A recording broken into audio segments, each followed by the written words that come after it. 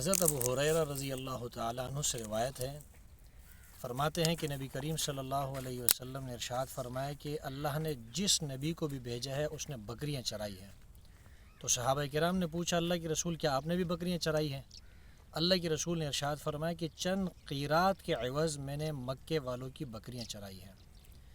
تو بکریاں چرانا یہ کوئی عیب کی بات نہیں، بلکہ یہ انبیاء تمام انبیاء کی سنت ہے۔ ہر نبی نے جو ہے بکریاں چرائی ہے، رسول اللہ صلی اللہ علیہ وسلم نے بھی بکریاں چرائی ہیں۔ اس سے ہمیں یہ بات سمجھ میں آتی ہے کہ کام کرنا، محنت مزدوری کرنا یہ کوئی عیب کی بات نہیں، بلکہ یہ فخر کی بات ہے، اور انسان کو چاہیے کہ وہ محنت مزدوری کرے، مشقت کرے۔ اللہ کے رسول نے ہمیں یہ تعلیمات دی ہے اور ہمیں بیان کی ہے۔ یہ تھر کی زمین میں ہم یہاں پر کھڑے ہیں اور یہ آپ کو بکریاں نظر آ رہی ہوگی، یہ ہمارے دوست احباب ہیں جو یہاں بکریاں چراتے ہیں۔ تو آج ہم نے یہاں پر بکریاں دیکھی کہ یہ بکریاں چر رہی ہے، یہ دوست احباب چرا رہے ہیں۔ یہ حدیث ہمیں یاد آئی جو حضرت ابو ہریرہ رضی اللہ تعالیٰ عنہ اس کے راوی ہے۔